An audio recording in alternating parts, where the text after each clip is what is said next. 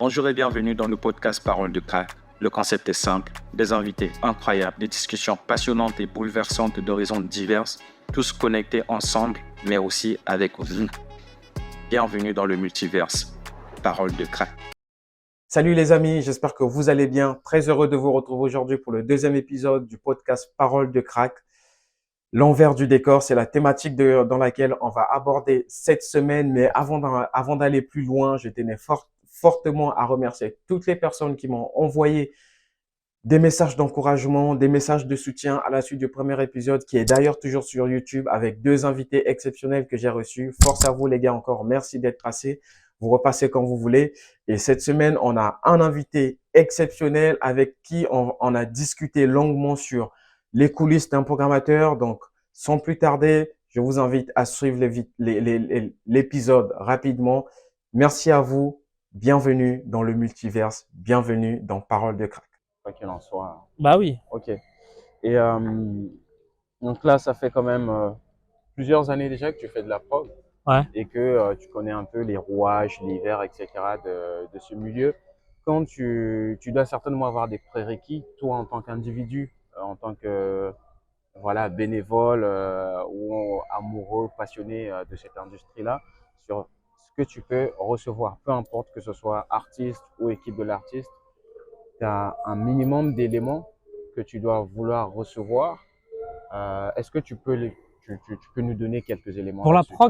pour la prog, il suffit juste un lien, que ça soit disponible sur les réseaux en fait. Ok. Et que si je te connais pas, que tu contextualises un tout petit peu. Mm. Mais non, pour la prog, c'est vraiment comme moi en tant qu'auditeur en fait. C'est-à-dire, je vais écouter et soit je me prends une claque, soit je me la prends pas. Et si je me la prends pas, peut-être qu'elle est comme ci comme ça et je peux te rentrer en prog quand même. Il y a un truc où on va pas mentir.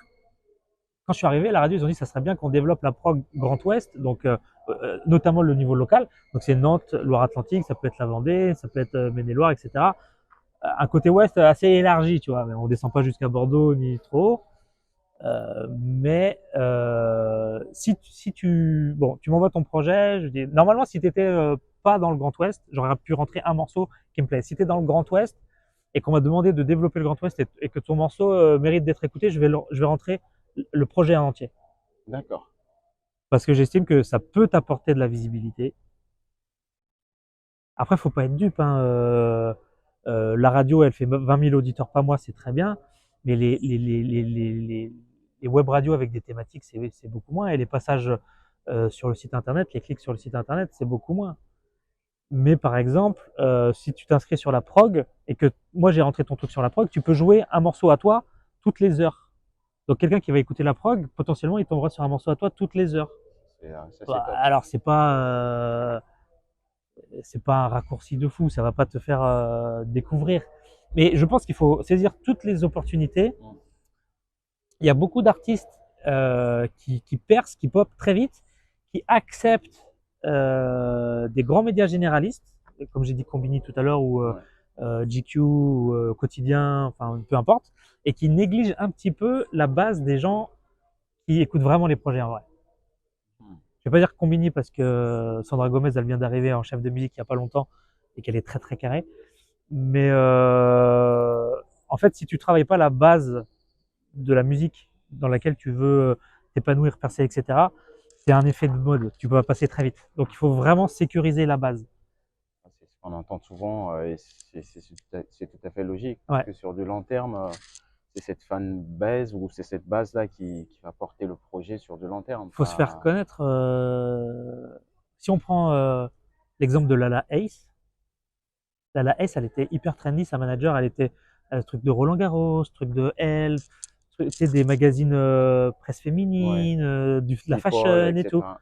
Tu sors des interviews de ta rappeuse sur ce média, c'est bien, ça te positionne, tu vois. Genre Damso, il renierait pas, ou De La Fuente, là, comment il s'appelle, Crazy, son ancien beatmaker, il renierait pas non plus. Il y a plein de mecs qui renieraient pas ça.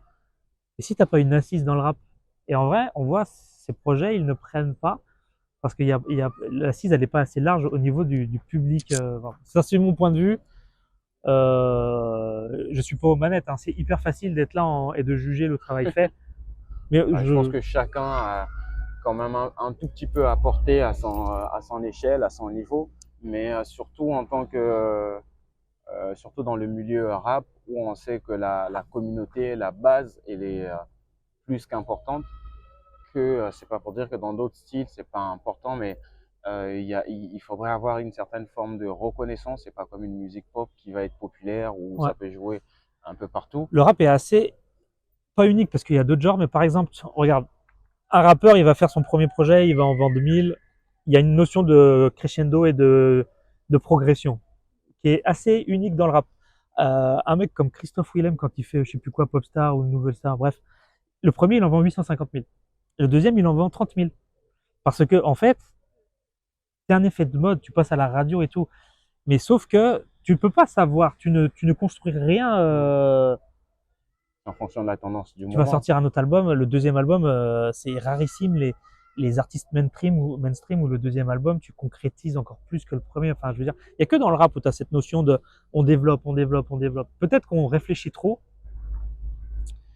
Et peut-être que la problématique, elle est pas là. Hein. La problématique, elle est que sur 20 projets qui sortent en rap français par semaine, le grand public il en écoutera un ou deux grand maximum. Soit il y a trop d'offres, soit on sait pas la mettre en avant, la valoriser, etc. Mais est-ce que on va empêcher quelqu'un de rapper? Je ne pense pas. Ouais. Bah non, Et tu es d'accord que un mec qui a 0 auditeur sur Spotify mensuel parce qu'il sort un projet, parce que c'est sûr, il y a des trucs qui flopent, c'est obligé. de toutes les façons, ouais, Et y a donc, pas le choix là-dessus. est-ce que ça veut dire que c'est ce qu'il mérite, ce mec-là? Évidemment, non. Ça veut dire que il n'a pas rencontré son public. Même si son public, c'est 10 personnes. 10 personnes, c'est plus que zéro. Et il mériterait de les avoir, ces 10 personnes, tu vois. Ouais, ouais. Donc moi, je me sens pas d'une mission divine. Je fais des trucs surtout en premier lieu pour me faire kiffer. Dès lors où ça ne me fait plus kiffer, où j'écouterai les sorties d'une semaine et sur un mois, 2 mois, 3 mois, il n'y a plus rien qui m'excite, j'arrête. Moi, je suis pas là pour... quelqu'un prendra ma place et le fera tout aussi bien, tu vois. C'est juste parce que je suis addict à cette merde. Mais sinon, en fait, c'était un moyen de valoriser le fait que je passe autant d'heures à écouter de la musique et de dire, tiens, je fais pas ça dans le vide, tu vois.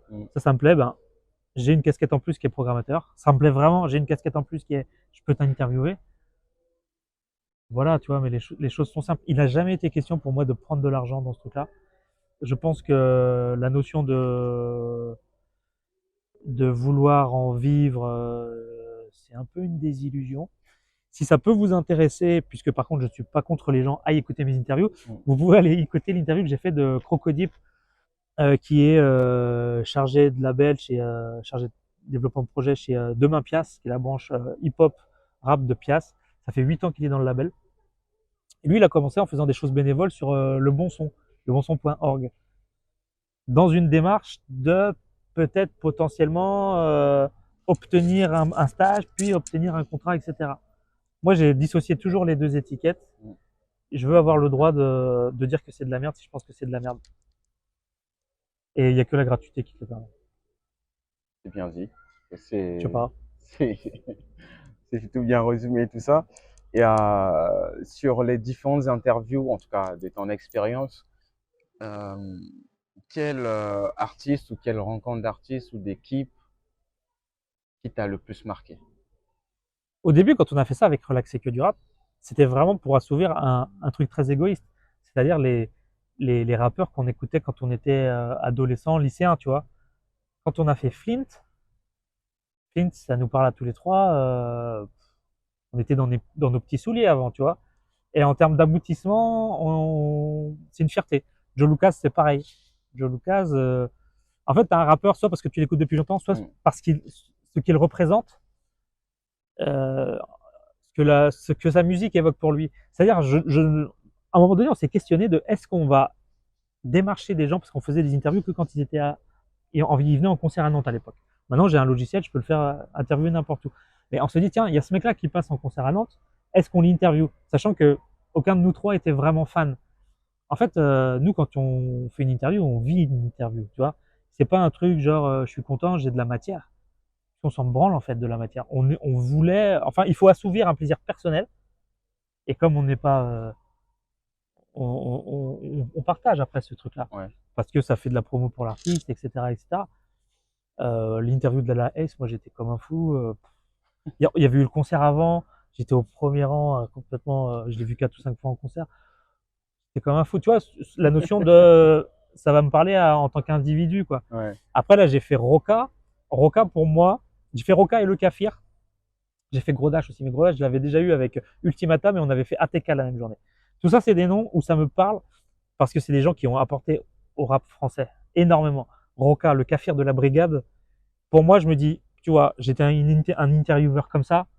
Là, j'ai coché dans ma to-do list que j'avais même pas. Tu vois, j'aurais même pas osé rêver d'interviewer Roca. Donc ça, c'est des accomplissements personnels, tu vois. Mm. Et donc une fierté immense. Mais comme la prochaine c'est Naja qui faisait partie du BUSS, Supernage, un mec beaucoup moins connu que Roca ou quoi. J'ai 1h47 ou 2 heures de rush là à monter. Ah ouais. C'est une fierté aussi parce que j'avais le maxi vinyle 4 titres que je l'ai écouté, réécouté, écouté et tout ça. Et la fierté, c'est quand le mec en face, il se dit, mais putain, là, ce que tu viens de me dire, ça, t'as vraiment écouté ma musique, quoi. Ouais. Ça, c'est une fierté personnelle aussi. Donc voilà. Après, qu'est-ce qu'il y a d'autres types quel autre type d'interview on a pu rencontrer? Bah là, c'est déjà pas mal, hein, On a en fait, termes on a de fait Loud, ref. qui est un rappeur québécois. Et ils ont une mentalité très américaine, très carrée et tout. C'est une très belle rencontre. Lui, il était numéro 1 au Top Québec pendant longtemps avec des sons et tout. Donc, le fait qu'on l'ait démarché, surtout que Hugo à l'époque ait fait le forcing auprès de son management, parce qu'on n'avait pas de feedback et tout. Ils avaient dit oui, on n'avait pas de nouvelles et tout. On a dit non, non, tiens, c'est ça. Cette interview, on la veut, tu vois. Donc, on va la faire en fait. Ça a montré aussi que on n'était pas spectateur du truc. Ouais. Et dans l'échange, c'est bien parce que des fois, tu vas sur l'affect, tu vas sur le sentiment, sur ce que ça te procure. Mais la musique, il y a une base de science. Un beatmaker, en vrai, c'est un geek, c'est un nerd, c'est un technicien, tu vois, c'est un ingénieur. Mm. Donc, avoir un mec ingénieur du son sur le filtre, le truc, sur les plugs, les VST, le sample. En fait, il faut que tu sois capable de ne pas aller toucher que la fibre émotionnelle dans une interview. Si tu n'as que la fibre émotionnelle, même en tant qu'auditeur, tu vas te lasser parce que l'émotion, si je te la représente 150 000 fois, Ouais, c'est comme en fin d'année, tu aimes bien manger du foie gras. Si je te dis tous les matins au réveil, tu vas manger du foie gras, ouais, tu vas voir, au bout de 15 jours, tu vas dire, bof. Donc, je pense qu'il faut être en mesure de proposer différentes lectures d'un même projet et donc aborder ces lectures dans l'interview. c'est pas mal. Et c'est là où des fois aussi ça peut être assez compliqué pour certains artistes de pouvoir donner ces différentes billes là aux... C'est là où c'est difficile quand je rentre des artistes en prog parce que j'ai aimé le projet mais que c'est un EP 5 titres et que forcément moi je serais à leur place, je dirais pas ah bah si t'as aimé, nous on est disponible pour une interview. Okay. C'est une manière de demander sans demander. Ouais. Sauf que c'est ton premier EP ou ton deuxième ou ton troisième, peu importe. C'est un peu charrette en vrai. Enfin, c'est difficile de. Peut-être que d'autres intervieweurs arriveraient très bien à faire une interview d'1 heure avec les 16 minutes de P que tu as proposé. Ouais. Moi, j'en suis incapable. Donc, en l'occurrence, c'est surtout des. Et puis 1 heure d'interview, c'est quand même, c'est très long quand même. Il faut avoir matière à présenter. C'est en fait, un rappeur, il va te demander combien de temps ça dure. Tu vas lui dire 45 minutes. Il va te dire, ok, c'est ma limite. Tu vas lancer l'interview, tu vas avoir un bon feeling. Tu vas lui donner des refs. Vous allez échanger. Tu vas poser des questions, zoomer, dézoomer, micro, macro. À un moment donné, c'est lui qui va pas vouloir arrêter l'interview. Hein. En fait, c'est eux qui sont difficiles. Tu poses une question, eux, ils font des réponses, frère. Donc, c'est pas moi, je retiens personne en otage. Hein.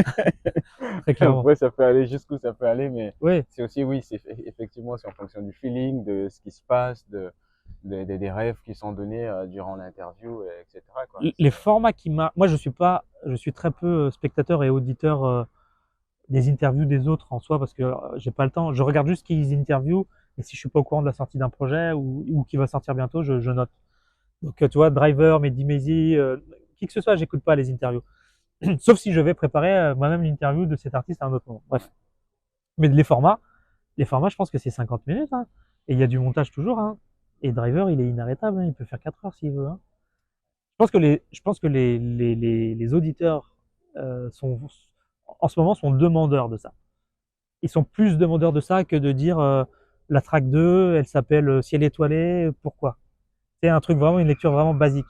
Puisqu'on est passé vraiment dans une ère du ressenti et de l'émotion. Et à titre individuel, tu as un ressenti, tu as une émotion. Tu n'as pas besoin que quelqu'un vienne te prendre la main pour te dire ce morceau-là, ce que tu dois ressentir, c'est de la tristesse. Si c'est bien fait, tu vas le ressentir. Et on va bientôt arriver à la fin de cette émission. Ouais. J'aimerais quand même que tu me dises, toi, dans ce que tu fais, il y a certainement des choses que tu kiffes à fond et d'autres où un peu moins, ou je sais pas. Oui, par rapport à l'activité, en fait, pendant que à l'époque où je faisais les vendredis sorties, donc je faisais des publications Instagram avec les sorties des projets rap français, voilà. C'est hyper chronophage, c'est un taf de vie. Même avant, je faisais les singles, je faisais les projets et les singles. Ah oui. Et en fait, le truc, c'est que je prenais donc Genius. N'oubliez pas d'y aller, les gars. Faut y aller, les gars. Les Genius. artistes, allez vous inscrire, sinon votre projet, il n'existe même pas. Je faisais de la veille. Les rappeurs que je follow, eux, ils apparaissent en feat, donc ils repartagent des petits artistes à eux, etc. Donc, tu vois, c'est un taf de yinche, vraiment. Plus les mails qu'on reçoit, plus les DM, plus tout ce que je vois. Et je te faisais un truc chronophage de ouf. Et t'as toujours un mec qui disait, t'as pas parlé de ça. Donc, en gros, j'ai mis 20 mecs, il m'en manque un, et en fait, le seul truc qu'on va retenir, c'est que j'ai pas mis un mec. Ah ouais. À titre individuel, après, je disais que, en fait, je fais ce que je veux. Donc, c'est-à-dire que si ton mec, soit il est trop connu, soit il a fait des bails chelous, pas musicaux, des bails dans les histoires, tu vois. Ouais. Je partage pas. Voilà, il y a plein de choses. Donc, en gros, il y a aussi, je suis pas un professionnel, je ne suis pas obligé de partager ton truc. Mais alors, certainement pas. J'ai déjà un taf, frère, en fait. J'ai autre chose à foutre. Et après, tout ce qui concerne les interviews, bah, c'est parce que j'ai pas envie de passer pour un sgeg. Donc, le travail d'interview, il est conséquent avant l'interview. Ouais. Pendant l'interview, ben, rien de spécial. Hein, il y a les emmerdes techniques, on va dire, tu vois. Et après, gros travail de montage. Et depuis que j'ai ce format, donc depuis septembre à la radio, je savais pas quoi proposer comme format, etc. Donc j'ai beaucoup enregistré. Et des fois, je supprimais des réponses, des parties de réponses, des questions qu'elle avait avec, et je me suis posé la légitimité de le faire. Maintenant, je vois qu'en fait, ça ne dénature absolument pas le propos. Je garde en fait le truc, tu vois. Je propose plus pour avoir suffisamment. Et après, moi, j'ai mon format. Mais pour autant, il n'y a aucun rappeur, et j'ai fait un tout petit peu moins de 20 interviews, mais on n'a même pas fait un an. La saison, elle n'a pas fait un an encore. J'ai fait plus de 20 interviews. Bon, bref. Et personne ne s'est plaint. Et ce qui est chiant aussi, c'est quand ils veulent un feedback. C'est-à-dire, moi, tout est prêt, tout est calé, je suis prêt à poster. Ils veulent réécouter. Et quand ton interview, elle fait 1 heure et demie, le mec, il écoute pas ça en one shot. Bah oui. Après, il te dit, tiens, tu dis ça, ça me gêne, nanana, nanana. C'est arrivé dernièrement. Alors, tu as d'autres possibilités. Soit tu ne proposes pas, quitte à froisser l'artiste, et quand ça sort, c'est trop tard. Soit tu as eu un bon feeling. Et moi, j'ai dit, écoute, tu veux, je te l'ai envoyé. Il m'a dit, il y a ça, ça, ça. Et quand je vois que la liste, en fait, quand il y a un truc, au début, je gueule, je dis rien, mais je le garde pour moi, je gueule. Je le fais, je lui dis, voilà. Et après, il rajoute encore 2 ou 3 trucs. Je dis, bon, la liste, elle sera sans fin, en vrai. Et à un moment donné, il m'a dit, non, je t'emmerderai plus, c'est fini. Il y avait juste ces 2, 3 petites choses. Et c'est vrai, hein. Comment moi, je pose ma question, comment sa réponse peut être perçue, c'est Exactement. primordial. Ouais. Mais du coup, c'est un travail conséquent. Et moi, je veux pas que l'interview, elle sorte dans 6 siècles, tu vois. Il y a une notion d'exécution qui est importante. Il y a le feeling, je note quand même que le feeling est important durant cette phase de à toi, à moi, je t'envoie le truc, jusqu'où ça peut aller, sinon ça peut être sans fin, quoi. En fait, tu mets le doigt sur un autre truc, c'est que le rappeur est assez vif à dire oui à une interview. Dès lors qu'il a dit oui, il peut avoir l'impression que le rapport de force s'inverse et que c'est lui qui dicte tout le cheminement. Moi, je vais proposer des créneaux, il me dit quand il est dispo. Mais si moi je vais à la radio pour faire l'interview, vaut mieux pour lui qu'il y soit, tu vois, parce que je vais pas reproposer d'écrire. Enfin, vraiment, je suis pas salarié en fait. Mon temps, il est pas infini. Et après, il y a tout le truc. Et souvent après, quand je fais des demandes après interview, ils sont moins, ils mettent plus de temps à donner qu'avant interview. Et pour toi, c'est dû à quoi, selon toi? Parce que pour eux, l'interview elle est faite en fait. Elle est, tu vois, genre démerde-toi.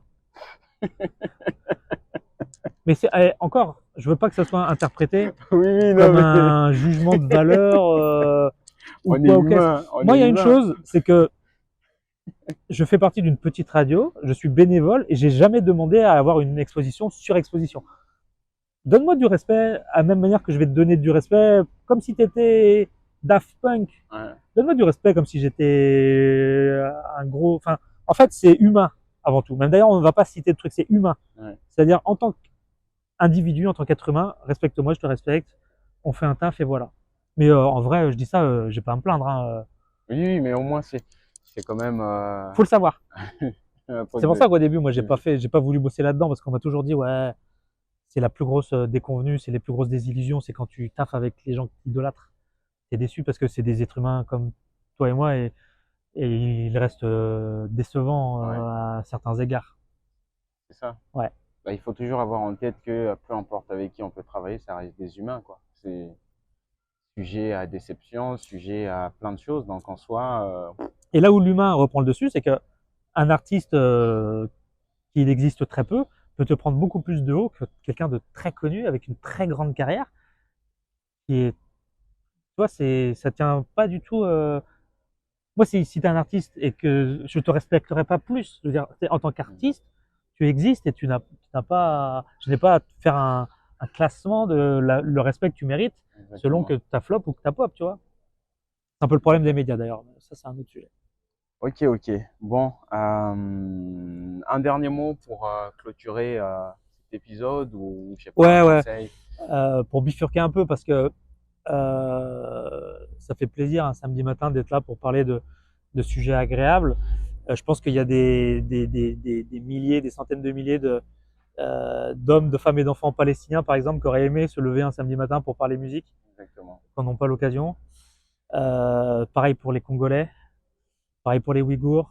J'aimerais que on ait dépensé, plus que dépensé, parce que si les gens qui écoutent et voient ça ont les moyens de donner un tout petit peu, 1 plus 1, ça fait toujours 2.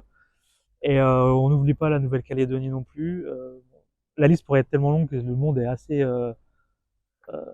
délicat en ce moment. Et il n'y a pas à aller secouer les gros influenceurs. Tu es un influenceur à partir du moment où tu touches une autre personne. Si tu as un abonné, tu peux avoir de l'influence sur lui. Donc, faut pas hésiter à parler des vrais sujets comme la Palestine en ce moment. Et le rap a toujours eu une position, quoi qu'on essaye de nous faire croire avec les rappeurs d'extrême droite, mais le rap a toujours eu une position pro-palestinienne. Et on doit soutenir ce peuple et les Congolais et tous les autres que j'ai cités. En tout cas, merci beaucoup. Effectivement, on arrive à la fin de cet épisode, de cette émission, deuxième épisode. Et je te rejoins totalement sur la fin de tes mots, un soutien à tous les peuples opprimés de partout dans le monde, peu importe les difficultés, les conflits qui peut exister, ça ne justifie en rien le fait que des innocents puissent mourir, voilà, pour des guerres d'ego ou de je ne sais quoi. Donc, soutien à tous ces peuples, que ce soit la Palestine, le Congo, les Ouïghours, ou même, voilà, il y a aussi des choses qui se passent en Haïti, mais bon, Haïti, bref, ouais, c'est hyper dur. c'est toujours important. Si vous connaissez des gens autour de vous qui souffrent d'une quelconque manière, n'hésitez pas à aller les soutenir. On est dans un monde, un moment où on attend toujours que certaines personnes puissent prendre position pour que nous, on puisse plus ou moins le suivre. Mais ça ne vaut pas le coup, ça ne vaut pas la peine parce que chacun a ses sensibilités. Il faut donner ce qu'on peut donner. Si c'est 1 euro, bah, il faut donner. Si c'est un appel, si c'est peu importe, c'est soutenir les personnes, les peuples qui sont en situation de difficulté. Et encore merci à toi Merci à toi. d'être passé ce matin, un samedi, dans un cadre atypique pour ce deuxième épisode. Je pense que tu reviendras. Tu reviendras pour un autre épisode. Mais parce qu'il y a un autre sujet qui m'est venu pendant qu'on discutait. Ouais. Je trouve que tu serais à même de répondre et j'aimerais aussi voir un peu comment est-ce que tu vas aborder cette thématique-là sur le prochain épisode. Mais je Ok, te donnerai ok. plus de détails un peu plus tard. Next épisode. Voilà, ok. Merci à vous les amis et on se retrouve prochainement pour un nouvel épisode du podcast Parole de Crack. Merci, au revoir.